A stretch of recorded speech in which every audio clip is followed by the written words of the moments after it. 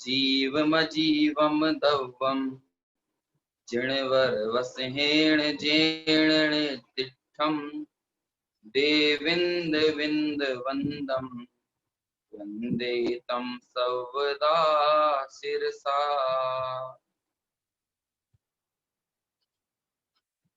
आचार्य नेमी चंद्र सिद्धांति देव द्वारा विरचित द्रव्य संग्रह ग्रंथ, जिसका स्वाध्याय ऑनलाइन माध्यम से हमारा चल रहा है। 5 गाथाओं तक की चर्चा हो गई है। इसमें 5वें गाथा की टीका पर हमारी चर्चा फिलहाल चल रही है।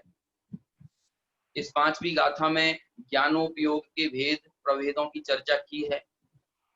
ज्ञान उपयोग यानी हमारी संपदा, जीव मात्र की संपदा, जीव मात्र की प्रॉपर्टी, संपत्ति, जिसके बगैर जीव की चैतन्य की कल्पना नहीं की जा सकती।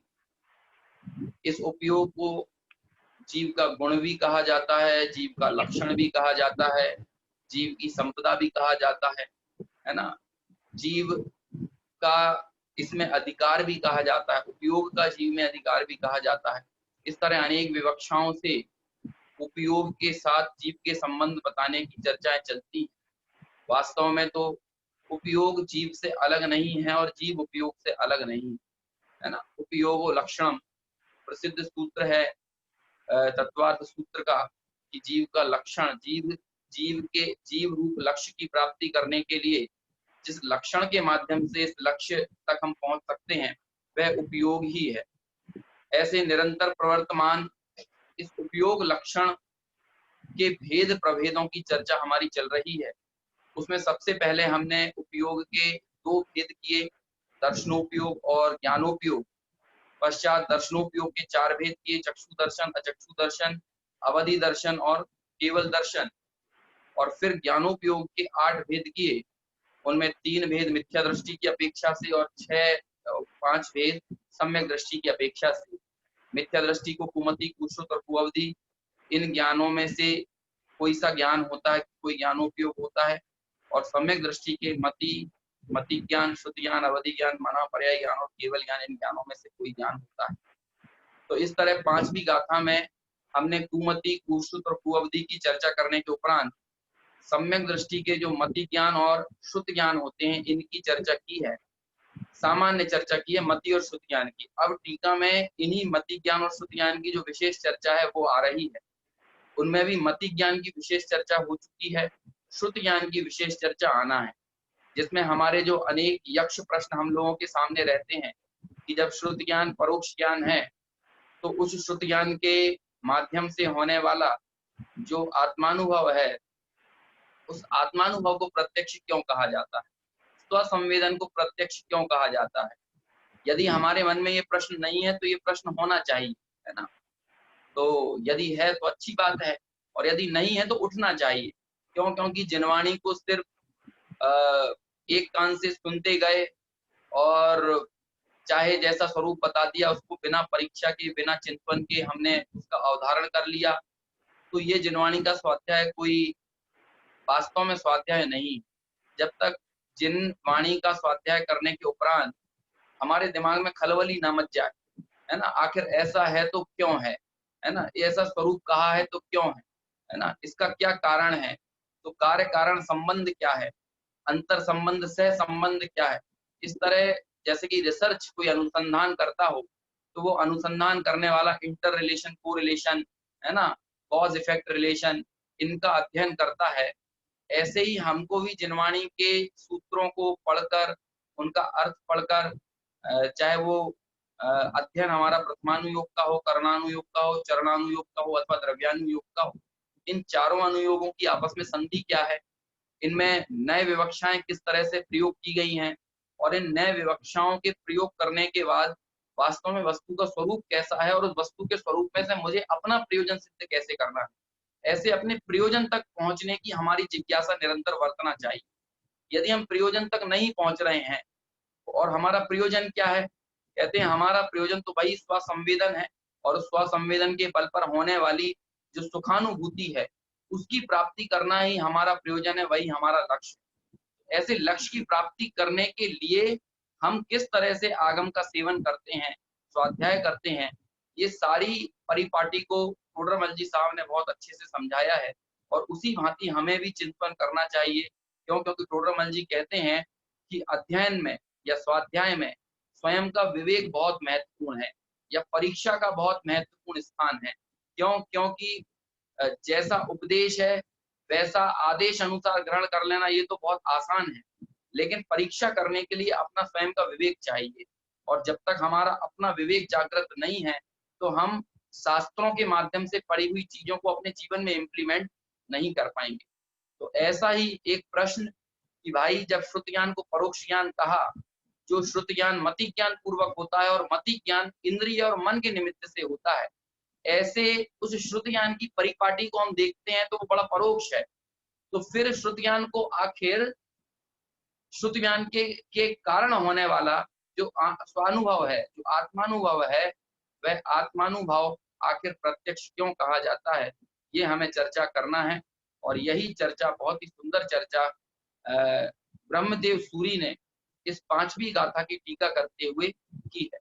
निकालते हैं वह टीका। कल तक हमारी जितनी चर्चा हो गई थी उसके आगे का प्रकरण हमको शुरू करना है।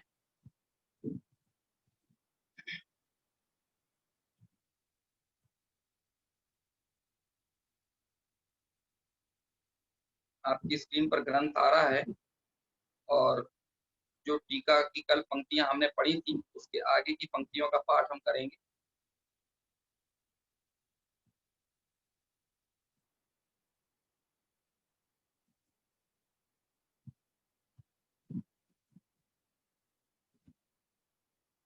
देखिए 5वीं गाथा और 5वीं गाथा की टीका में जो मेरे पास ग्रंथ है उसका पेज नंबर 19, हालांकि आपके पास हार्ड कॉपी हो सकता है नहीं होगी, लेकिन जो सॉफ्ट कॉपी है वो आपकी स्क्रीन पर दिख रही है, उससे आप मिलाइए। ये जो तथा विशेष लिखा हुआ है ना, उसके आगे से हमें पढ़ना है। आप अपनी उंगली से इसे बड़ा कर सकते हैं, जूम कर सकते हैं, तो आपको क्लियर स्पष्ट दिखाई देगा। तथा विशेष है ना। सामान्य शुद्ध ज्ञान की चर्चा हो गई। सामान्य शुद्ध ज्ञान की चर्चा इतनी ही थी कि शुद्ध ज्ञानावरण के क्षयोक्षम से, मन के अवलंबन से तथा प्रकाश उपाध्याय आदि मतलब गुरु, समझाने वाले, अध्यापक, शास्त्र इत्यादि कारणों से जो मूर्त अमूर्त का, लोक अलोक का व्याप्ति ज्ञान होता है, वह अस्पष्ट जानना परोक्ष शुद्ध ज्ञान कहलाता है। ठीक है ना। अब देखिए विशेष जो शब्दात्मक शुद्ध ज्ञान है, हमने कल इसे पढ़ लिया था, अब थोड़ा सा इस पर चर्चा करेंगे। शब्दात्मक शुद्ध ज्ञान है वह तो परोक्ष ही है। प्रश्न है मेरा, शब्दात्मक शुद्ध ज्ञान क्या होता है? जैसे मैं जिन शब्दों का प्रयोग करके आपसे बात कर रहा हूं, हमारी ये चर्चा चल रही है, ये शुद्ध ज्ञान कैसा है? ये तो परोक्ष ही है। मेरे द्वारा शब्दों का बोला जाना, आपके द्वारा कानों से इसको सुनना, ये परोक्ष ही है। अब ये शब्द जो हैं, ये वाचिक परंपरा के हों अथवा लिपि परंपरा के। वाचिक परंपरा और लिपि परंपरा क्या होती है? लिपि परंपरा यानी इन्हीं शब्दों को शास्त्रों में लिख दिया जाना, और वाचिक परंपरा यानी ओरल, है ना, जो वाणी से बोल दिए जाते हैं, उनको लिखा नहीं जाता। तो या तो वो ओरल हो अथवा रिटन हो। रिटन शब्द भी परोक्ष ही है, परोक्ष शुद्ध ज्ञान है, और ओरल शब्द भी क्या है? वो भी परोक्ष शुद्ध ज्ञान है। देखिए जो द्वादशांग का ज्ञान है ना, और आपने उन द्वादशांग के ज्ञान का जो विस्तार और विवरण कहीं पढ़ा होगा, अनेक ग्रंथों में दिया हुआ है। पूरे 12 ही अंगों का स्वरूप बताया है, फिर 12 अंगों के बाद पूर्वों का, चूलिका का, प्रथमानुयोग का, जो 12वें अंग के भेद हैं, उनका स्वरूप बताया है। तो वो स्वरूप जो है वो इस तरह से ही बताया है कि इस अंग में इतने पद हैं, इतने अक्षर हैं, है ना, इतने इतने शब्द प्रमाण हैं। इस तरह से उनके शब्द प्रमाण होना, उनके अक्षरों का, उनके शब्दों का, इसी तरह से वो पूरी चर्चा है। तो प्रश्न है कि ये जो पूरा द्वादशांग का ज्ञान है, जो शाब्दिक है, जो देखिए शब्द जो होते हैं ना, या जो भाषा जो होती है, वो जरूरी नहीं है भाषा कि जो बोल दी जाए या जो लिख दी जाए वही भाषा है। वास्तव में जो हमारे यहाँ, हमारे अंतर मन में विचार बनकर घुमड़ रही हो, वो भाषा भी शब्दात्मक होती है। जैसे आप कभी विचार कीजिएगा सोचिए कि जो हम सोचते हैं ना, हम सोचते भी किसी भाषा में हैं। तो ये जो शब्दात्मक श्रुत ज्ञान है, मेरा कहने का अभिप्राय ये है कि अब यहाँ पर 3 चीजें आ गई, है ना? धैर्य पूर्वक सुनिए तो बात समझ में आएगी। और ये सिर्फ अकेली जिनवाणी की बात नहीं है। जो संचार शास्त्री हैं, जो कम्युनिकेशन के बड़े-बड़े स्कूल खुले हुए हैं, कम्युनिकेशन के संबंध में जो बड़े-बड़े किताबें लिखी गई हैं, बड़े-बड़े संचार शास्त्री हुए हैं, जिनमें मार्शल मैकलुहान है ना? चार्ल्स ई रेडफील्ड है, विल्बर श्रैम है। ये सब मैं संचार शास्त्रियों के नाम ले रहा हूँ, ये कोई आचार्यों के नाम नहीं है ना? चाहे वो विल्बर श्रैम हो, चाहे डेनिस मैक्सवेल हो, ये सारे संचार शास्त्रियों ने बहुत ही डीप स्टडी, बहुत गहरा अध्ययन संचार को लेकर, शब्दों को लेकर किया है। और इनका ये मानना है कि जो बोल दी जाए या जो लिख दी जाए, वो तो भाषा का हिस्सा है ही, लेकिन जो हमारे मन में विचार बनकर उमड़ती है, वो भी वास्तव में भाषा ही है, मतलब वो भी शब्द ही है।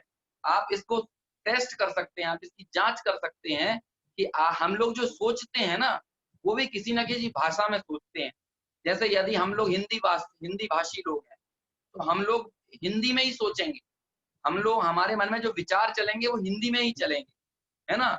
जो कोई गुजराती हो उसके विचार गुजराती में ही चलेंगे, वो सोचेगा गुजराती में ही। कोई अंग्रेज हो वो इंग्लिश में ही सोचेगा। आप विचार कर लीजिए, आप बिना भाषा के सोच कर बताइए, आप सोच ही नहीं सकते। तो ये मैं कहना ये चाहता हूँ कि जो हम विचारों में जो चल रही है ना, वो भाषा भी परोक्ष ही है। वो भी कैसी है? भाषा परोक्ष ही है। तो अब कोई कोई ये ना समझ ले कि जो विचारों में चलने वाली भाषा हो वो भाव शुद्ध ज्ञान हो, ये ना समझ ले कोई। मैंने इसीलिए ये चीज इतनी स्पष्ट की है, क्योंकि हम लोगों में अक्सर ये परेशानी होती है कि हम लोगों के मन में थोड़ा चिंतन चलता है, तो हमें ऐसा लगता है कि वो चिंतन जो है वो भाव शुद्ध ज्ञान है। अब यहाँ से बात, हमारी जो चर्चा, इसमें ट्विस्ट आता है कि आखिर भाव शुद्ध ज्ञान क्या है, चिंतन से भी परे क्या चीज है, उसको भाव शुद्ध ज्ञान कहा है। और उसको हम थोड़ा परखने की कोशिश करेंगे, है ना? उसको हम टेस्ट करेंगे, उसको हम हमारे जीवन के अनुभवों से उसको समझेंगे। और उस भाव शुद्ध ज्ञान को एक देश प्रत्यक्ष कहा, या स्वसंवेदन प्रत्यक्ष कहा, किंचित प्रत्यक्ष कहा।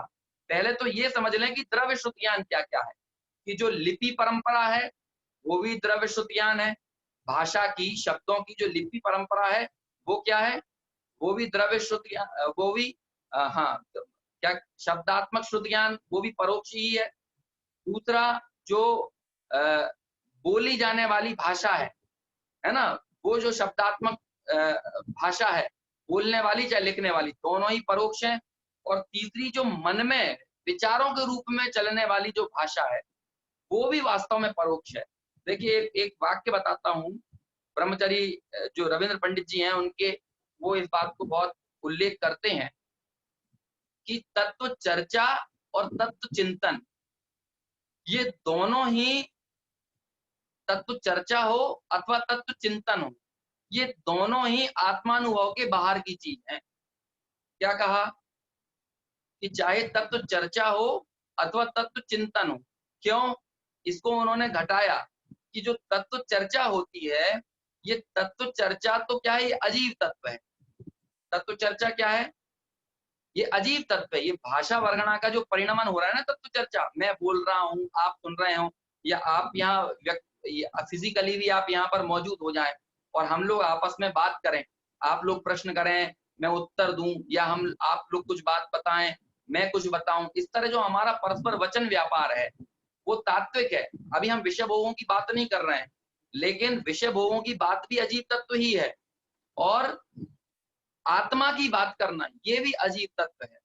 फिर कहते हैं कि अब विषय भोगों की बात में रस लेना, या विषय भोगों में चिंतन करना, विषय भोगों की वार्ता का चिंतन करना, जो बात की ना उसका चिंतन करना, और आत्मा की बात सुनकर उसका चिंतन करना, ये दोनों क्या है? कहते हैं ये आश्रव बंध तत्व है। बस फर्क इतना पड़ जाता है कि विषय भोगों की वार्ता का चिंतन वो पापाश्रव है, पाप बंध का कारण है। और आत्मा की चर्चा का चिंतन, आत्मा की चर्चा, तत्व की चर्चा का चिंतन, ये पुण्याश्रव है, ये पुण्य बंध है। ठीक है ना? तो ये दोनों, तत्व चर्चा और तत्व चिंतन, किस कोटि में चले गए? ये दोनों अजीब तत्व में और आश्रवबंध तत्व में चले गए। अब यदि हम अजीव तत्व में संतुष्ट हो जाएं, कई लोग ऐसे होते हैं जो अजीव तत्व में संतुष्ट हो जाता है, आज तो भैया बहुत चर्चा की, आज तो बहुत आनंद आ गया, इसका मतलब आप चर्चा में संतुष्ट हुए, इसका मतलब आप अजीव तत्व में संतुष्ट हुए। और यदि आप चिंतन में संतुष्ट हुए, तत्व चिंतन में संतुष्ट हुए, तो फिर आप आश्रव बंध तत्व में संतुष्ट हुए। दोनों ही दशाओं में हम स्वानुभव से बहुत दूर रहे। स्वानुभव की जो परिधि है, उस परिधि से हमने बाहर ही अटखेलियां की, हम स्वानुभव तक नहीं पहुंचे। क्यों? क्योंकि ये सारी चर्चा, ये चिंतन, ये परोक्ष ही है, ये स्वानुभव प्रत्यक्ष या स्वसंवेदन प्रत्यक्ष कहने में नहीं आएगा। तो ये जो एक पंक्ति ब्रह्मदेव सूरी ने लिखी है ना, यहाँ पर जो शब्दात्मक श्रुत ज्ञान है वह तो परोक्ष ही है। इसको हमें इतना विस्तार करके समझना कि भाषात्मक शब्दों में वो चर्चा है, वो पूरी। और देखिए, जो विचार करने की सामर्थ्य है, चाहे वो भोगों के संबंध में हो, चाहे आत्मा के संबंध में हो, वो श्रुत ज्ञान का ही समझिए अंश है ना। यदि श्रुत ज्ञान ना हो, अब ये बात अलग है कि मिथ्या दृष्टि का जो चिंतन होगा वो कुश्रुत होगा, लेकिन है तो श्रुत ज्ञान ही ना, वो कुश्रुत है, कुमति कुश्रुत है। और सम्यक दृष्टि का जो चिंतन है वो कैसा होगा? वो सुमति और सुश्रुत होगा। क्यों? क्योंकि अक्षर के अनंत विभाग ज्ञान मतलब श्रुत ज्ञान का ही अंश हमने निगोदिया जीव में भी हमने उसकी सत्ता मानी, उसके भी इतना पाया जाता है, वो भी श्रुत रहित नहीं होता एकदम, है ना। तो ये श्रुत ज्ञान का ही हिस्सा है। लेकिन चूंकि हमने श्रुत ज्ञान बहुत पवित्र शब्दों, पवित्र अर्थ को बताने के लिए हमने श्रुत ज्ञान का शब्द प्रयोग किया। किसको बताने के लिए? कि द्वादशांग रूप श्रुत, उसको हमने द्रव्य श्रुत कहा। लेकिन वो सारा द्रव्य श्रुत जो है, वो सारा द्रव्य श्रुत कैसा है? कि वो सारा द्रव्य श्रुत परोक्ष है, ठीक है ना। वो सारा द्रव्य श्रुत कैसा है? वो परोक्ष है, ठीक है ना। आगे देखिए, अभी तो सिर्फ इतना कह दिया शब्दात्मक श्रुत ज्ञान में परोक्ष ही है। अब कहते हैं स्वर्ग मोक्ष आदि बाह्य वस्तुओं का बोध कराने वाला विकल्प रूप जो ज्ञान है, मैं जिसकी बात कर रहा था, कि जो विकल्प, जो विचारों में चलने वाला जो ज्ञान है ना, जो विकल्पात्मक चिंतन है, वो विकल्पात्मक चिंतन कैसा है? कि वो विकल्पात्मक चिंतन भी, वो भी परोक्ष ही है। कई लोगों को कई ऐसे मेरे पास संदेश आए व्यक्तिगत तौर पर कि अभी जो चर्चा चल रही है वो बड़ी कठिन चल रही है, मतलब बहुत सूक्ष्म चर्चा है ना। अब मुझे ये समझ में नहीं आता है कि इस चर्चा को मैं कितना हल्का कर दूं। लेकिन आप समझिए, ये सब हम लोगों के जीवन में घटने वाली चीजें हैं। यदि हमें हमारे जीवन में घटने वाली जो जो देखिए, हम लोगों का चिंतन भी चलता है, हम लोगों की चर्चा भी चलती है, लेकिन हमारा चिंतन भी बेहोशी में है और हमारी चर्चा भी बेहोशी में है। मैं बस इतना कहना चाहता हूँ कि भाई चर्चा करो वो भी होश में करो, और चिंतन करो वो भी होश में करो। चाहे वो दुर्विकल्पों का, राग द्वेष का, कषायों का चिंतन है ना, उस कषायों के चिंतन को भी होश में करने की आदत डालिए। हमें पता रहना चाहिए कि भाई क्रोध चल रहा है, और जहां आप क्रोध को होश में करोगे ना, क्रोध चला जाएगा। बेहोशी में हम क्रोध करते हैं तो वो क्रोध को हवा मिलती है, क्रोध को ऑक्सीजन मिलती है। बेहोशी को छोड़ना हमारे लिए बहुत जरूरी है। बेहोशी यानी मूर्छा, और हम लोग जो मूर्छा में जी रहे हैं, देखिए ज्ञानी की विशेषता होती है, सम्यक दृष्टि की विशेषता होती है कि वो चेतन अचेतन पदार्थों का भोग भी होश में करता है। यही वजह है कि आचार्य कुंद ने निर्जराधिकार में लिखा कि चेतन अचेतन पदार्थों का उपभोग करते हुए भी ज्ञानी निर्जरा करता है। क्यों करता है? क्योंकि उसका चेतन पदार्थों का उपभोग भी होश में है, और हम लोगों के भाई साहब विषय भोगों का सेवन भी बेहोशी में है। अब इसके क्या एग्जाम्पल दूं? जैसे कि हम लोग खाना भी खा रहे हैं ना, तो हमें भोजन करने का टेस्ट नहीं आ रहा है। हम भोजन करने के काल में भी हमारे दिमाग में 50 अलग अलग प्रकार की बातें चलती रहती हैं। हम मंदिर में भगवान का दर्शन करते हैं, भजन बोलते हैं, भक्ति बोलते हैं, पूजन करते हैं, स्वाध्याय करते हैं, तो भी हमारी होश जो बेहोशी है, वो क्रिया में बेहोशी है। क्यों? क्योंकि उस काल में भी हम कहीं और दिमाग अपना दौड़ाते रहते हैं। खाना खाते हुए भी हम फोनों पे लगे रहेंगे, खाना खाते हुए भी दुकान का चिंतन चलता रहेगा, कितना माल आ रहा होगा, दुकान पे ग्राहकी हो रही होगी। अरे भाई, खाना तो ढंग से खा लो, खाना तो होश में खा लो। ऐसे ही शास्त्र सुनते समय, शास्त्र पढ़ते समय भी बड़े बेहोश हैं। कहने का अभिप्राय यह है कि हमारा श्रुत ज्ञान निरंतर कार्यरत है, हमारा मति ज्ञान निरंतर कार्यरत है, लेकिन हाँ देखिए यहाँ पे एक मैसेज मिला कि होश में है, मतलब हमारी वेद ज्ञान की धारा चल रही है ना। तो यही मैं कहता हूं कि हम सोचें कि भाई हमारा विचार क्या चल रहा है, हमारे उन विचारों की हमें श्रृंखला का पता होना चाहिए कि आप क्रोध करते हुए भी यदि होश में हैं तो आपको पता होना चाहिए कि क्रोध का भाव अलग है और मैं अलग हूं, क्योंकि मैं वो हूं जो बता रहा है कि क्रोध चल रहा है, मैं वो हूं जो बता रहा है कि अहंकार चल रहा है, मैं वो हूं कि जो बता रहा है कि अभी आर्त ध्यान का परिणाम है या रौद्र ध्यान का परिणाम चल रहा है, मुझे परिग्रह में मजा आ रहा है, मैं भोजन का रस ले रहा हूं। कुल मिलाकर कहना यह है कि हमें हमारे शुद्ध ज्ञान की प्रक्रिया, मति ज्ञान की प्रक्रिया, अभी हमारे वर्तमान में यही दो ज्ञान है, मति और शुद्ध ज्ञान। लेकिन कहने का अभिप्राय है कि आप होश में रहिए, हमें हमारे राग का भी होश रहना चाहिए, हमें हमारे द्वेष का भी होश रहना चाहिए, हमें व्यवसाय में घाटा लग गया हो तो हमें होश रहना चाहिए कि देखिए तो सही कि आज मेरे को 10, 20, 25 हजार का घाटा लगा, कितना मेरा आर्थ परिणाम चल रहा है, वो जो धन संपत्ति गई है तो मुझे कितना उसके कारण मेरे विकल्प खड़े हो रहे हैं। अब वो विकल्प खड़े हो रहे हैं, उन विकल्पों से वेद विज्ञान करना, उसका होश रहना, ये होश में आना हम लोगों के लिए सबसे जरूरी है।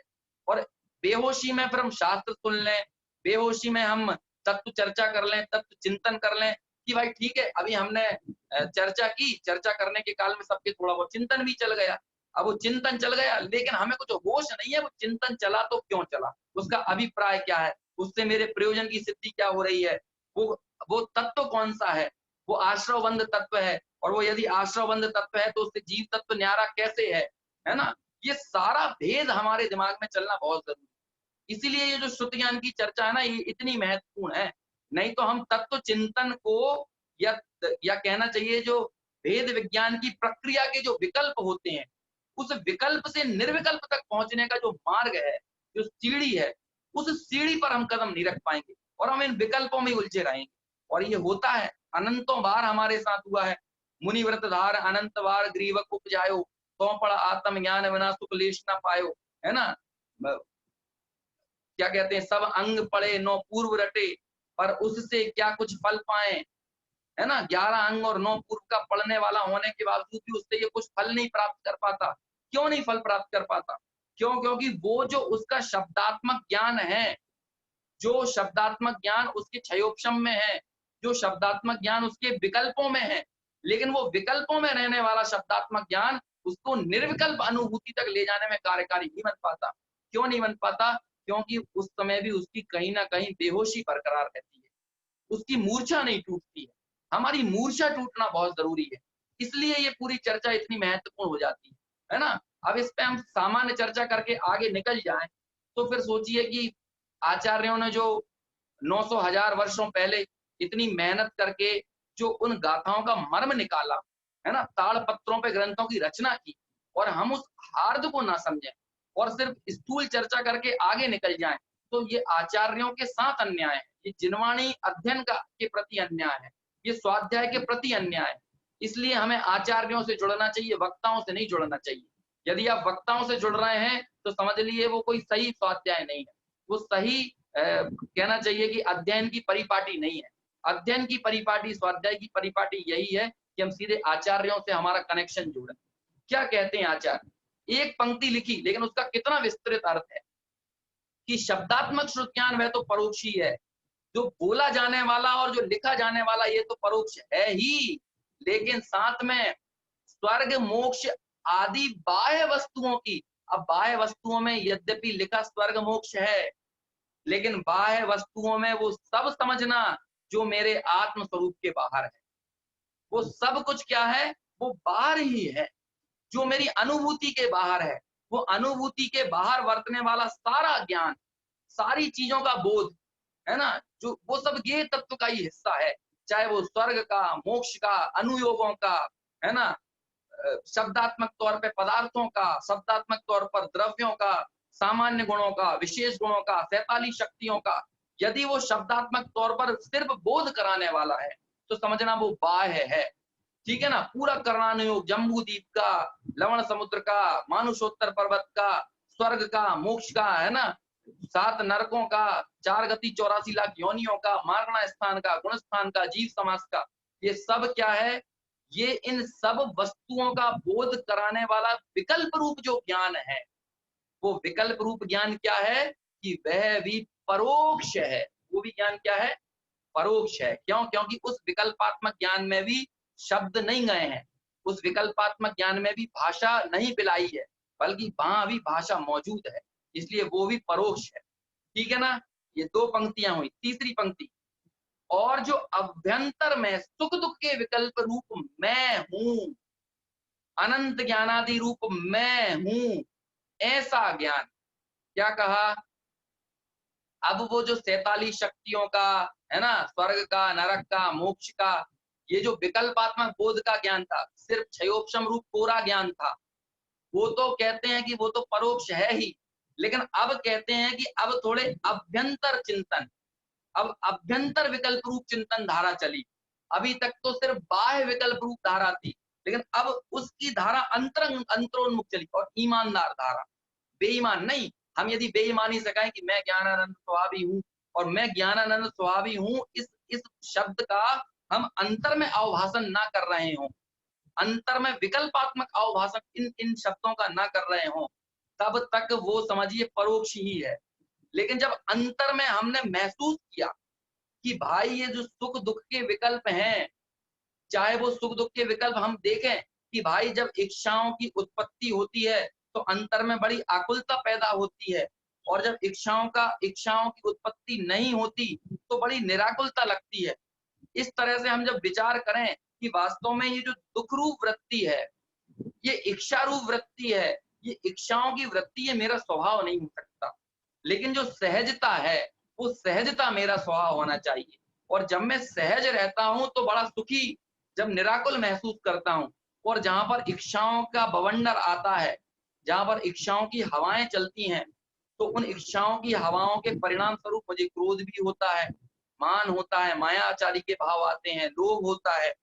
तो ये इसका मतलब है कि ये सारी कषायों के संजाल को बढ़ाने वाली यदि कोई चीज है तो वो इच्छाएं हैं, और ये इच्छाएं कोई जीव तत्व नहीं है, बल्कि ये इच्छाएं क्या है? ये राग हैं, ये आश्रव तत्व हैं, ये मेरा स्वरूप नहीं है, ये अशुचि है, ये दुख रूप है। जब ऐसा ईमानदारी पूर्वक विकल्पात्मक चिंतन चलता है कि वास्तव में ये जो अनुभूति होती है, कि जो इच्छाओं के काल में जो अनुभूति हुई, उस अनुभूति में और उन इच्छाओं में फर्क है। जो इच्छाओं के शमन होने पर अनुभूति हुई, तो उनके शमन होने रूप बाह्य वृत्ति में और अंतर की अनुभूति में फर्क है। बाहर में जो क्रोध मान माया लोभ की लेयर उठी, लेयर होती है ना, परतें क्रोध की, देखिए अचानक क्या होता है, हमारी परतों, परत दर परत हमारा जीवन चलता है। हम सुबह उठते हैं और सुबह उठते से हमें क्या लगता है, एक हमारा रूटीन प्रक्रिया रहती है, मंजन करना, फ्रेश होना, है ना, कोई पेपर पढ़ता हो तो पेपर पढ़ेगा, कोई भगवान को स्मरण करता होगा तो वो स्मरण करेगा। ये जो सारी प्रक्रिया चलती है, ये सारी प्रक्रिया के बीच में भावों के विचार, भावों का कहना चाहिए प्रवाह, वो भी कहीं ना कहीं दौड़ता है। उस काल में हो सकता है कि हमारा उन पर गौर ना जाता हो, लेकिन तब भी क्रोध, मान, माया, लोभ, ये परत दर परत ये सारी चीजें हमारी विद्यमान रहती हैं। और हम हमारे 24 घंटे की दिनचर्या को देखते हैं, अनेक अनेक अवसर ऐसे आते हैं जब बहुत क्रोध आ जाता है, अनेक अवसर ऐसा आता है जब मान उत्पन्न होता है, कई बार छल कपट के परिणाम पैदा होते हैं, लोभ का परिणाम चलता रहता है, भय का परिणाम चलता है, जुगुप्सा का भाव चलता है, रति का भाव चलता है ना, वेद कषाय चलती रहती है। तो ऐसी कषायों की जो संतति निरंतर बहना, ये जो निरंतर चलते रहना, ये तो परत दर परत ऊपर नीचे होती रहती है, कभी कोई कषाय आती, कभी कोई कषाय जाती है, लेकिन उन कषायों के आने जाने के काल में एक स्थैर्य, एक ठहराव, एक ज्ञानात्मक परिणमन जिसे हम कहें, वह ज्ञानात्मक परिणमन की सतत धारा भी निरंतर बरत रही होती है। लेकिन हमारे साथ दिक्कत क्या होती है कि हमारा उपयोग उन कषायों पर तो फोकस करता है, लेकिन उपयोग पर फोकस नहीं करता है। और जब हमारे चिंतन धारा में ऐसी ईमानदारी आती है कि जब मैं क्रोध कर रहा हूं, तब मेरे को पता लगे कि क्रोध की टीवी अलग चल रही है और उस टीवी को देखने वाला ज्ञान अलग। आपको वो क्रोध का भाव अलग दिखना चाहिए। आपको बिजनेस में, व्यवसाय में घाटा हो गया, तो घाटा लगने के बाद जो आपका आर्त ध्यान चल रहा है, वो आर्त ध्यान, आर्त परिणाम जो है ना, जो दुख का भाव है, वो दुख का भाव आपको अलग दिखना चाहिए, जैसे टेलीविजन चल रहा हो, टीवी पे आने वाले चित्रों की तरह। और ये अभ्यास की वस्तु है, ये निरंतर वेद विज्ञान की सतत अभ्यास की वस्तु है। हम लोग क्या चाहते हैं कि हम चाहते हैं कि एक बार आंख बंद करें और आत्मा मिल जाए। ऐसा नहीं होता। सतत धारा, क्यों? क्योंकि अनादि के संस्कार तो विषय भोगों के पड़े हुए हैं। अब उन विषय भोगों के संस्कारों को तोड़ने के लिए हमें यहाँ पर इसीलिए ये यत्न साध्य भी कहा जाता है। क्यों? क्योंकि उन अनादि के संस्कारों को तोड़ने के लिए हमें पहले तो यत्न पूर्वक उपयोग को उपयोग में लाने के लिए, उपयोग का विषय उपयोग बने, है ना, ज्ञान का विषय ज्ञान बने, इसके लिए हमको पहले यत्न पूर्वक प्रयास करना पड़ेगा, अभ्यास करना पड़ेगा। और जब हम अभ्यास में मास्टरी कर लेंगे, जब वो अभ्यास हमारा पुरजोर हो जाएगा, तो हमें अलग समझ में आएगा। और ज्ञानियों की ऐसी धारा चलती है, चाहे वो अवरत सम्यक दृष्टि हो, चाहे वो पंचम गुणस्थानवर्ती देशव्रती हो, चाहे वे मुनिराज हो। आप विचार तो कीजिए, भरत चक्रवर्ती, भरत जी घर में भी बैरागी। हमारे पास तो उतना नहीं है ना संयोग जितना भरत जी के पास है। क्यों है ऐसा?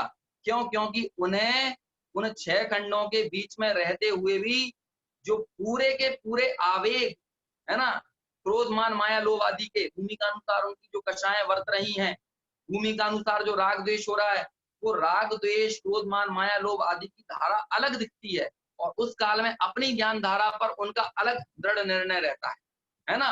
वो निर्णय नहीं टूटता, क्योंकि यदि निर्णय शिथिल हो जाए तो फिर सम्यक दर्शन कहाँ रहेगा, है ना। हम भजन में पढ़ते हैं ना, 6 खंडों को तुमने जीता पर अखंड अंतर में। कैसे है भरत जी कि जीता तो आपने 6 खंडों को, लेकिन अंतर में क्या है? अंतर में पर अखंड अंतर में आप निरंतर अखंड को साधने वाले हो। अब अपने तो कोई 96,000 रानियां नहीं, अपना तो 6 खंड की संपदा नहीं, अपने तो वो करोड़ों हाथी घोड़े, है ना, इतने सैनिक, इतनी पैदल, इतने सेनापति, इतने राज साम्राज्य, ये सब हमारा तो नहीं है ना। कितना सीमित है, लेकिन सीमित होने के बावजूद भी हमारी बेहोशी कितनी, और वो 6 खंड के अधिपति होने के बाद भी कितने होश में। ऐसे हमारा होश रहना चाहिए। चाहे हमारा हमारे परिजनों के प्रति लगाव है, अब उस राग का भी हम विचार करें कि देखो तो मेरी तन्मयता, मेरी एकत्व, मेरा ममत्व इस धन में, संपत्ति में, पुत्र में, स्त्री में, कुटुंब में, परिजनों में, देश में। मैं कहता हूं आपको राग करना है तो राग करो, लेकिन होश में करो, बेहोशी में राग मत करो, है ना। जो भी करना है उसमें उसमें पता चलना चाहिए कि मैं अलग हूं और ये राग आदि के विकल्प, ये कषायों के विकल्प भी अलग है। ऐसा जो ईमानदारी पूर्वक विकल्प है, उसको यहाँ लिखते हैं, अभ्यंतर में सुख दुख के विकल्प रूप मैं हूं। इन सुख दुख के विकल्पों का करने वाला मैं हूं, है ना। और ये सुख दुख के करने वाला मैं होने पर भी कैसे मैं इन सुख दुखों से अलग हूं? क्यों? क्योंकि राग देश का कर्ता आत्मा को कहा भी जाता है और राग देश का आत्मा को अकर्ता भी कहा जाता है।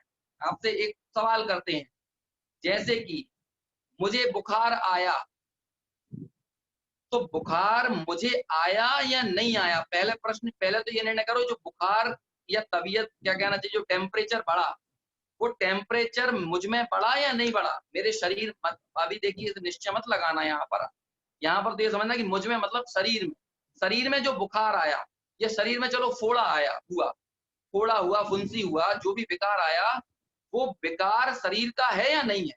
पहला प्रश्न तो ये है कि वो फोड़ा हुआ, फुंसी हुआ, है ना, या कोई और घाव हुआ, वो घाव भाई साहब शरीर का ही है।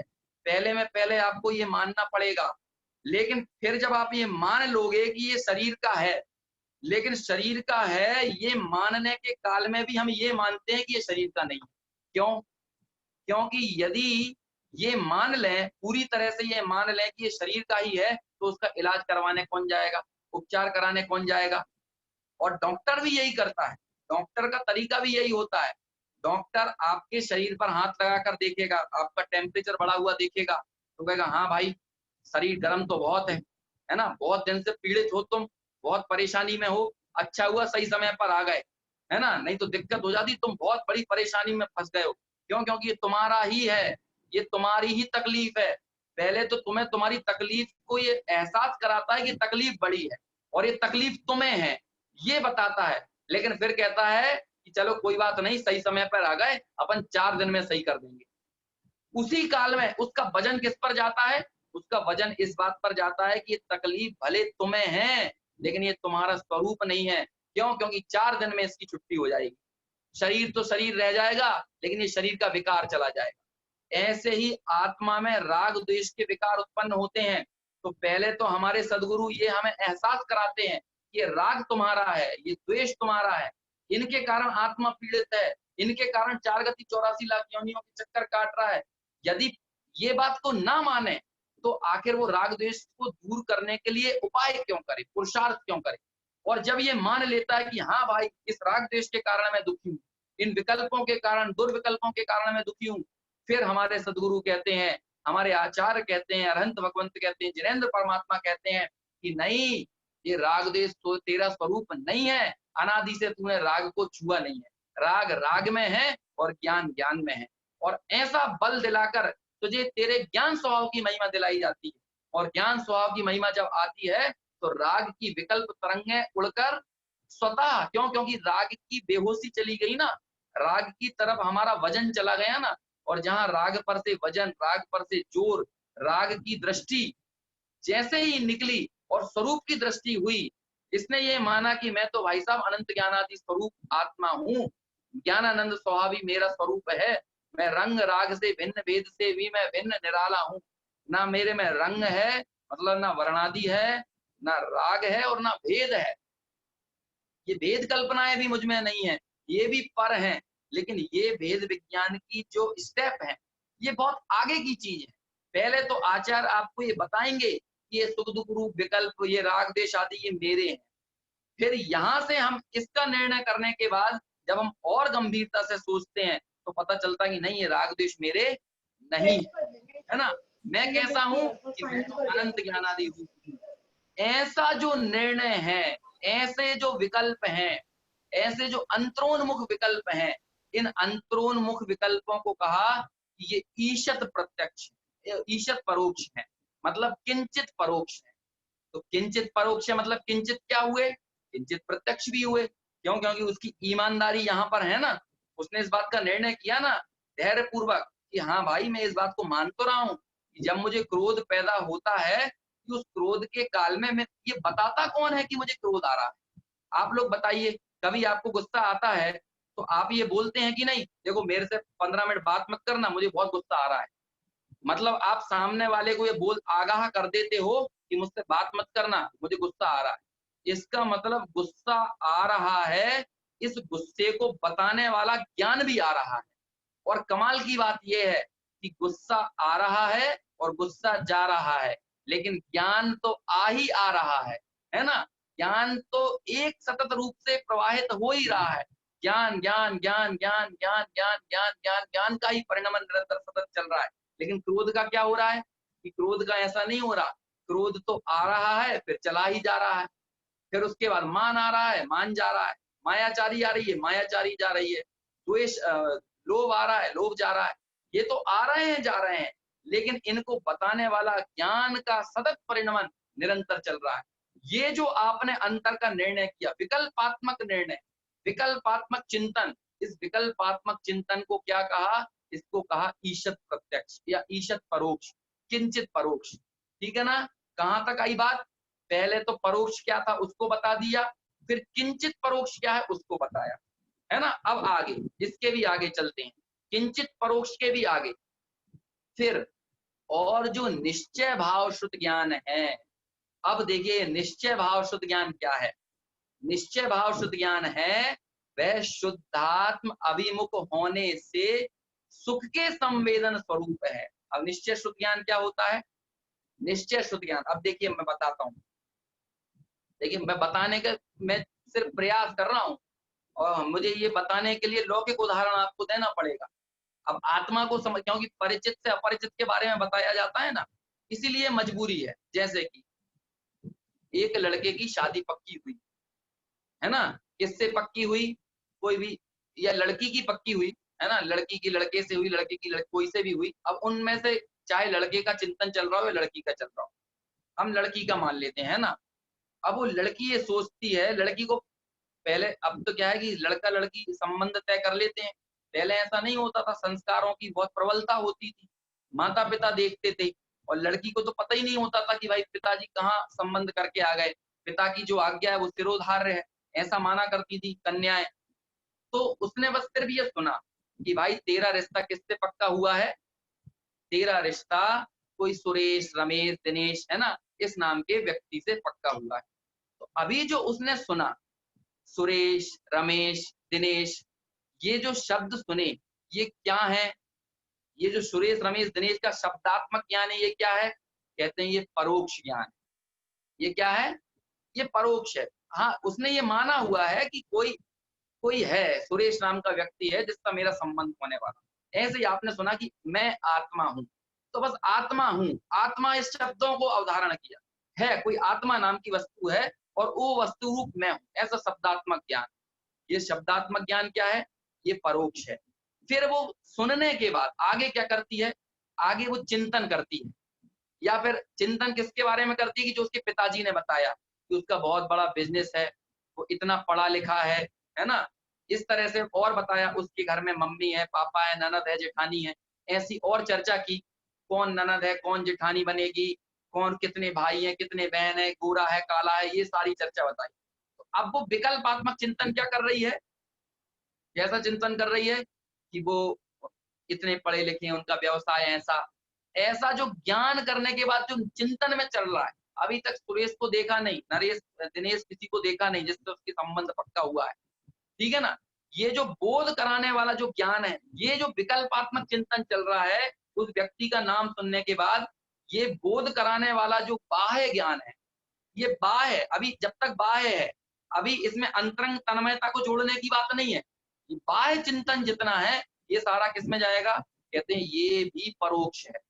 फिर आगे बढ़ते हैं, फिर आगे ये क्या चिंतन चलता है कि भाई इतना बड़ा परिवार है, उस परिवार में का हिस्सा मैं बनूंगी, मेरे को भी दिन में इतनी देर किचन में समय बिताना पड़ेगा, ऐसे रोटी बनाना पड़ेगी, ऐसे खिलाना पड़ेगी, इतने लोगों का सम्मान करना पड़ेगा, वो व्यवसाय से लौट के आएंगे तो मैं ऐसा करूंगी, मैं वैसा करूंगी, है ना?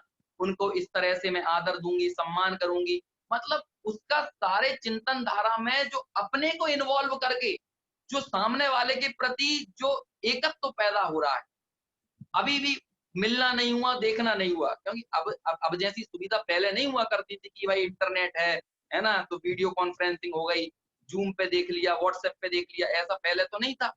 पहले तो सुना है, बस उसी में चिंतन धारा चल रही है। फिर जब अपने को इन्वॉल्व करके जो चिंतन धारा चली और उस इन्वॉल्वमेंट के बीच में क्या होता है कि पता नहीं मैं कैसे कर पाऊंगी, यहाँ तो मेरे परिवार में कुल 3 सदस्य हैं, उनका खाना बनाने में मेरी हालत खराब हो जाती है, वहां मैं 20 लोगों का खाना कैसे बनाऊंगी? तो वो सोचकर ही उसको घबराहट हो रही है ना? तो उस सोचने में कभी उसको घबराहट हो रही है, कभी उसको अच्छा लग रहा है, कभी घबराहट आना, कभी अच्छा लगना, ये जो वेदन होना, सिर्फ विकल्पात्मक चिंतन के बीच में अपने अपने आप को जोड़ने के बाद जो वेदन होना, वो जो वेदन है, वो कहते हैं वो एक देश परोक्ष है ना? क्यों? क्योंकि इसी वेदन की इसी वेदन का या तो विस्तार देखने को मिलेगा या इसी वेदन का अभाव देखने को मिलेगा, दो ही चीजें होंगी। ये जो वेदन है ना, यही वेदन जो कण रूप है, यही विस्तार रूप में तुझे वहां ससुराल में जाने के बाद मिलेगा। ऐसा तू सोच रही ना, 20 लोगों का खाना बनाने के बाद तुझे कितनी परेशानी दिख रही है, ऐसा 20 लोगों का खाना बनाने के समय जो तुझे परेशानी रियल में महसूस होगी, उस रियल में होने वाली चीज को तू अभी महसूस कर रही है। ऐसे ही आत्मा का अंतरोन्मुख चिंतन करते हुए अभी वो स्वानुभव का आनंद प्रकट नहीं हुआ, लेकिन ऐसा सोचते के साथ कि यार ज्ञान भिन्न है और राग भिन्न है, मैं तो अनंत ज्ञानादि रूप हूँ, ऐसा जो चिंतन करने के बाद जो एक देश सुख का महसूसियत होती है, ऐसा जो आनंद होता है, उस आनंद को कहते हैं वो किंचित ईशत परोक्ष है। अभी वो पूरी तरह ना तो प्रत्यक्ष है और ना पूरी तरह परोक्ष है। फिर इसके आगे बढ़ा, इसके आगे बात बढ़ी, इत्तेफाक से हुआ कि वो लड़की सब्जी मंडी में सब्जी खरीदने के लिए पहुंची, है ना? सब्जी मंडी में सब्जी खरीदेगी और क्या खरीद सकती है, ठीक है ना? वहां जब वह पहुंची तो वहां किसी लड़के से उसका हाथ टकरा गया और जैसे ही उस लड़की का किसी लड़के से हाथ टकराया और उस लड़के को लड़की ने इतनी खरी खोटी सुनाई कि तुमसे देखते नहीं बनता, तुमको समझ में नहीं आती, आज के लड़के बड़े बेकार हो गए हैं, है ना? जहाँ लड़की देखी वहां पर हाथ लगा देते हैं, वहां पे उनको दुर्व्यवहार करते हैं, देख के नहीं चल सकते हैं। बहुत खरी खोटी सुना दी। साथ में उसके चाचा जी भी थे लड़की के। उसने बोला भाई क्या दिक्कत है? लड़के ने बहुत माफी मांगी, लेकिन वो कहती माफी अभी मत मांगो, मैं तुम्हारे सब झूठे शब्दों को जानती हूँ, सब फिजूल की बात कर रही हो, सब फालतू की बातें कर रहे हो, है ना? ऐसा करके उसकी एक सुनने को तैयार नहीं, लड़के की बात ही सुनने को तैयार नहीं। क्यों? क्योंकि अभी तक वो जिसको देख रही थी वो उसे सामान्य लड़कों के अंदर समझ रखा था, सामान्य जैसे लड़के हैं वैसे ही सोच रखा था। बाद में जब चाचा जी आए, भैया क्या दिक्कत है, तो बताया कि ये लड़के हैं, देख के नहीं चल सकते, है ना? चाहे जहाँ किसी लड़की को डिस्टर्ब कर देंगे, उसको छेड़ देंगे, उसको हाथ लगाएंगे, उसको इस तरह से बहुत उल्टा सीधा उसने बोला, लड़कों में बिल्कुल समझ नहीं है, अकल नहीं है। बाद में उसने बोला बेटा, हम अभी 8 दिन पहले जिससे तेरा रिश्ता पक्का करके आए हैं वो ये ही लड़का है। और जैसे ही उस लड़के को उसने देखा, अभी जितनी जवान चल रही थी ना, वो पूरी जवान बंद हुई चलना और उसकी पलकें नीचे झुक गई। और नीचे झुकते के साथ अब जो हुआ, अब जो हुआ, अब जो एकत्व पैदा हुआ, अभी जो सोच रही थी विकल्पात्मक रूप से, है ना? जो नाम सुना था, जो बाह्य विचार था, जो अंतरंग विचार था, वो बाह्य विचार, अंतरंग विचार, नामों का उल्लेख, वो सब तो कहते हैं परोक्ष की कोटि में ही था। लेकिन जब सामने प्रत्यक्ष देखा और जब ये पता चला ये ही वह है जिससे मेरा संबंध जुड़ने जा रहा है, और ऐसा देखते के साथ अब वचन निकलना बंद और सहज पलकें झुकी, और झुकते के साथ जो अनुभूति की कणिका उसकी फूटी, है ना? तुरंत उसकी सोचने की विचारधारा बदल गई। क्यों? क्योंकि अभी तक जिस लड़के को देख रही समझ रही थी, थोड़ी देर पहले जो खरी खोटी सुना रही थी, वो उसको अपने से भिन्न मानकर ऐसा सारा उसका प्रवर्तन था। लेकिन जब उस लड़के से स्वयं को अभिन्न देखना उसने शुरू किया उस कन्या ने, तो ही उसकी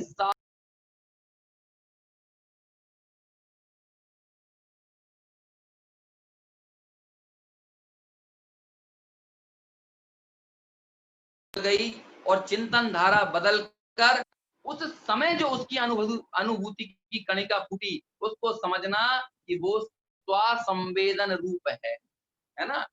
भैया आत्मा का स्वसंवेदन तो बहुत अलग प्रकार का है। ये तो हम जिनसे परिचित हैं, देखते हैं, परखते हैं, ये उसकी बात कर रहे हैं। ये जिनकी रुचि हमको है, जिनकी प्रीति हमको, ये तो उसकी बात है। जिन जिन जिन पदार्थों की रुचि प्रीति है, ऐसे ही जैसे हमें इन विषयों की प्रीति रुचि है, जैसे माँ को अपने बच्चे की प्रीति है कि माँ सैकड़ों कामों में दिन भर में लगी हो, लेकिन उन सैकड़ों कामों को करते हुए भी यदि उस माँ को कहीं बच्चे के हल्के से रोने की आवाज भी आए और घर में 25 सदस्य हों, एक सदस्य का ध्यान भी उस बच्चे के बोलने पर, उसके रोने पर नहीं जाएगा, लेकिन वो सैकड़ों कामों में उलझी हुई माँ अपने बच्चे की आवाज सुन लेती है। आपने देखा होगा, प्रत्यक्ष किया होगा इसको।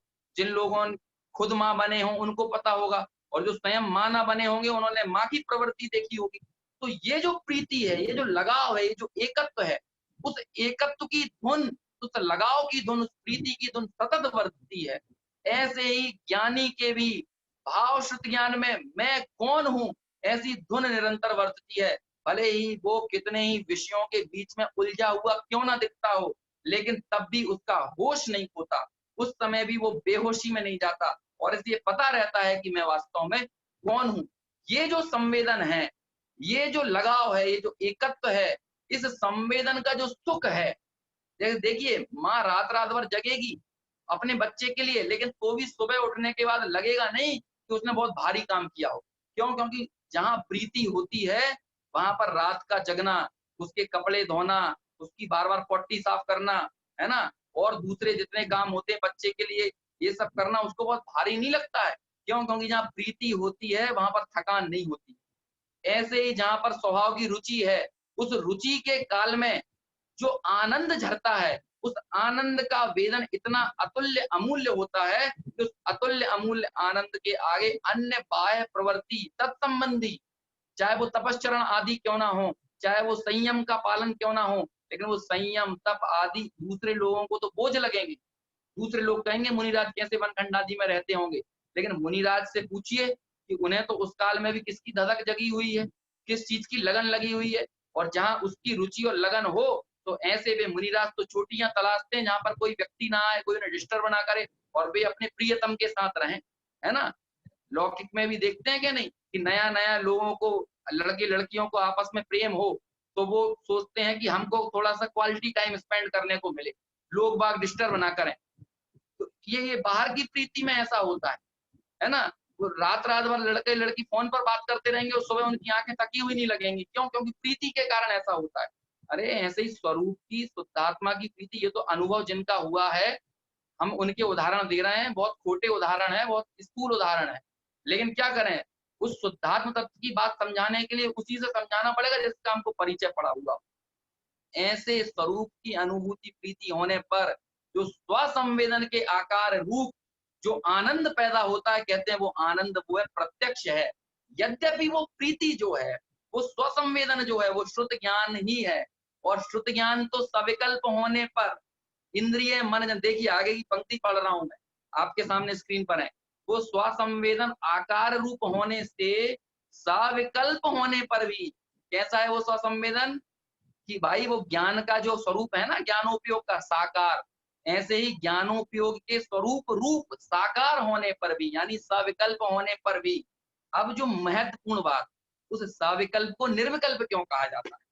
कहते हैं कि भाई वो है तो सविकल्प, लेकिन उसमें इंद्रिय मन जनित रागादि विकल्प जाल नहीं है। इंद्रिय मन जनित रागादि विकल्प ना होने से उसको निर्विकल्प कहते हैं।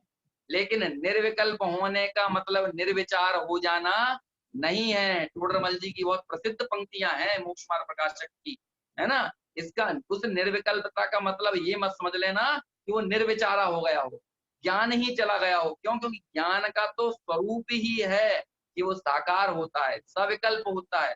इसीलिए यदि हम उस श्रुत ज्ञान को उस सविकल्पात्मकता मतलब श्रुत ज्ञान के स्वरूप के अनुसार देखेंगे, तब वो स्वसंवेदन भी परोक्ष ही कहलाएगा। लेकिन उस स्वसंवेदन को हम अनुभूति की अपेक्षा देखेंगे कि जो महसूसियत हुई है तो वो प्रत्यक्ष कहलाएगा, और वो अनुभूति में राग द्वेषादि के दुर्विकल्प नहीं है, विकल्प जाल नहीं है, इसलिए वह विकल्प होने पर भी निर्विकल्प कहलाएगा। ये अपेक्षा हर जगह समझना। शास्त्रों में जहां जहां भी निर्विकल्प अनुभूति शब्द आए, उस निर्विकल्प अनुभूति का शब्द मतलब ये मत समझना कि वो निर्विचार हो गया है, बल्कि उस निर्विकल्प का मतलब ये समझना कि वहां पर राग आदि विकल्प नहीं है ना, इसलिए वो निर्विकल्प कहा गया। देखो अगली पंक्ति, अभेद नय से जो आत्मा शब्द से कहा जाता था। अभी हम बोले आत्मा आत्मा, कई लोग कहते हैं गुरुदेव जब आत्मा बोलते थे तो आ हा निकलता था, हमारे तो नहीं निकलता। कहते हैं भाई वो आत्मा शब्द को सुनकर द्रव्य शुद्ध ज्ञान से भाव शुद्ध ज्ञान का अवलंबन लेते थे, है ना। मतलब भाव शुद्ध ज्ञान का अवलंबन होता हुआ देखा जाता था, है ना। लेकिन हम तो सिर्फ आत्मा शब्द को आत्मा ही पढ़ के रह जाते हैं। जैसे किसी लड़के की शादी किसी गीता नाम की लड़की से हुई हो, अब वो किसी कटिंग की दुकान पर सैलून पर देखेगा कि गीता हेयर सैलून, तो वो देखेगा तो कटिंग की दुकान, पढ़ेगा तो गीता हेयर सैलून, लेकिन जिससे उसकी शादी पक्की हुई है वो गीता पढ़ते के साथ उसकी आंखें बंद हो जाएंगी और उसे अपनी गीता याद आएगी। अब वो गीता उसके लिए शब्द नहीं रह गया, बल्कि वो गीता उसके लिए अनुभूति बन गया। अब वो एक नाम नहीं रह गया, बल्कि वो अनुभूति बन गया है। ऐसे ही जिसको भाव शुद्ध ज्ञान का अवलंबन हुआ, उनके लिए आत्मा ये शब्द नहीं रह गया, बल्कि आत्मा अनुभूति बन गया कि अरे ऐसा मैं ही हूँ, और आत्मा मैं ही हूँ ऐसा मानने का मतलब है कि मैं शरीर नहीं हूँ, मैं रागादि नहीं हूँ, मैं संयोग नहीं हूँ, मैं स्त्री पुत्र मित्र कुटुंब धन धान्य आदि नहीं हूँ। इतनी सारी चीजों से अपने आप को निवृत्त करना, और जब इनसे स्वयं को निवृत्त किया, इसका मतलब इन संबंधी होने वाले सब दुखों से भी इस जीव को निवृत्ति मिली, है ना। तो क्या लिखा कि अभेद नय से जो आत्मा शब्द से कहा जाता है, ऐसा वही निश्चय, ऐसा वही, देखिए आप शुरुआत की पंक्तियां, ऐसा वही निश्चय भाव श्रुत ज्ञान, है ना। मतलब उस आत्मा की प्रतीति, उस आत्मा की अनुभूति, उसे कहते हैं भाव शुद्ध ज्ञान, जो वीतराग सम्यक चारित्र के साथ अविनाभावी है। ऐसे उस भाव शुद्ध ज्ञान का अवलंबन, मैं आत्मा हूं, वो अनुभूति रूप मैं ही हूं, ऐसा जो अवलंबन है, उस अवलंबन का नाम है रत्नत्रय। और रत्नत्रय है इसका मतलब है वो अनुभूति है, और रत्नत्रय नहीं है इसका मतलब वो अनुभूति नहीं है। क्योंकि जहां जहां रत्नत्रय है वहां वहां आत्मानुभूति है, और जहां जहां रत्नत्रय नहीं है वहां वहां आत्मानुभूति नहीं है ना। इसलिए उसको अविनाभावी कहा, है ना।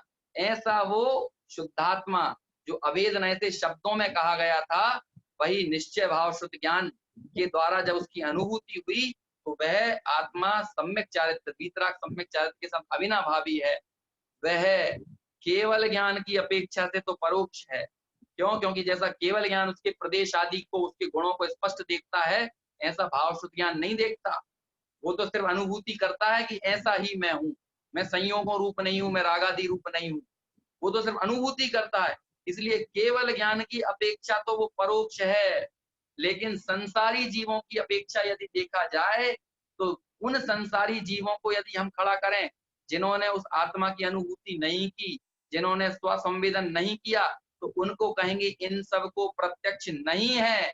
लेकिन जिसने उस आत्मा की अनुभूति की, ऐसे उन संसारी जीवों की अपेक्षा छायोपशमिक ज्ञान भाव की अपेक्षा, मतलब छायोपशमिक होने से और छायिक ज्ञान का अभाव होने से, क्योंकि संसारियों को तो छायिक ज्ञान का अभाव है, छायोपशमिक ज्ञान ही है 12वें गुणस्थान पर्यंत।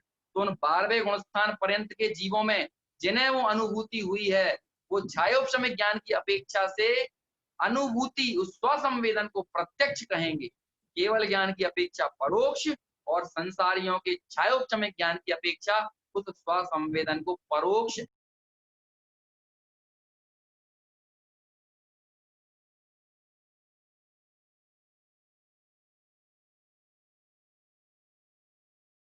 आज मेरी ये पूरी गाथा कर दूंगा, लेकिन मेरी जब समय घड़ी पर मेरी नजर गई तो आज फिर हमारा समय हो गया इस चर्चा को करने में। तो खैर, जो जैसी वाणी का परिणमन होना है और जब जितना विषय निकलना है, वास्तव में उतना ही विषय निकलता है। लेकिन मैं इतना समझता हूं कि ये पैराग्राफ जो है वो आपको बहुत अच्छे से इसका अवभाषण हुआ होगा, और नहीं हुआ होगा तो आपके प्रश्न आमंत्रित हैं। यदि आप उन प्रश्नों के उत्तर देंगे, वो उन प्रश्नों को पूछेंगे, तो उनका उत्तर देने में मेरे को भी, जो भी मैं खोज करूंगा, पड़ताल करूंगा, तो मेरे लिए भी वह लाभप्रद होगी। और यदि ये बात समझ में आई है तो उसके बारे में भी बताना, समझ में आई है, मतलब ऐसा कोरा कोरा नहीं चलना चाहिए कि भाई मैं तो यहाँ स्क्रीन को देखकर बोले जा रहा हूँ और आप स्क्रीन को देखकर कैसे सुन रहे हैं, कैसे नहीं सुन रहे हैं, ये मुझे नहीं पता चल रहा है ना। मैंने तो अपनी शक्ति के अनुसार उस पैराग्राफ को जितना सुगम बनाने की चेष्टा कर सकता था वो चेष्टा की। क्यों? क्योंकि उपयोगो लक्षणम, यदि हमें उपयोग के बारे में ही पता नहीं चलेगा, यदि उस लक्षण के बारे में ही हमको सही ज्ञान नहीं होगा, तो समझ लीजिए कि उपयोगो लक्षणम से जिस लक्ष्य की प्राप्ति करना है, जिस आत्म तत्व को समझना है, उस लक्ष्य की प्राप्ति करने में भी हमको परेशानी, दिक्कत का सामना करना पड़ेगा। ऐसे स्वसंवेदन प्रत्यक्ष के स्वरूप को हम समझें और द्रव्य शुद्ध ज्ञान के माध्यम से भाव शुद्ध ज्ञान का अवलंबन लेकर स्वानुभूति की प्राप्ति करें। इसी मंगल भावना के साथ अभी का विषय यहीं पूर्ण करते हैं। बाकी की आगे की चर्चा इस टीका के माध्यम से आगे कल करेंगे, और कल तो ऐसी पूरी उम्मीद है कि ये टीका पूरी हो जाएगी। विगत 3 दिनों से हम लगातार प्रयास कर रहे हैं, लेकिन चूंकि अनेक लोगों का ये भी कहना है कि अनावश्यक हमको भागना नहीं है, है ना, विषय कम समझ में आए लेकिन समझ में आए। क्वांटिटी में ज्यादा समझने से बेहतर है कि क्वालिटी के साथ जितना भी विषय समझा जाए उस पर हमारी पूरी कमांड होना चाहिए, और सिर्फ कमांड नहीं होना चाहिए बल्कि हम उसको प्रैक्टिकल करें और हम हमारे जीवन में उसको अवधारण करें, जीवन में उनके प्रयोग करें, और उन प्रयोगों के माध्यम से ये जानें कि वास्तव में मेरा स्वरूप क्या है, रागादि क्या है, संयोग आदि क्या है, राग द्वेष आदि की मिथ्या कल्पनाएं क्या है, क्रोध मान माया लोभ आदि के दुर्विकल्प विकारी भाव क्या है, और कैसे इन दुर्विकल्पों से, दुर्भावों से मेरा स्वरूप भिन्न है। ऐसे अपने भिन्न स्वरूप को परभावों से भिन्न करके, भिन्न जान के उसे ग्रहण करें और स्वसंवेदन प्रत्यक्ष को हम भी प्राप्त करें। इसी मंगल भावना के साथ अपनी वाणी को विराम देता हूँ। बाकी आगे की चर्चा अपन आगे कल करेंगे। अभी यहीं इतना ही। सभी को सादर जय जिनेंद्र। जिनवाणी स्तुति करेंगे। निज निधि निज है, अनंत उपकार है, उसके लिए जिन्हें को वंदना शतबार है, वंदना शतबार।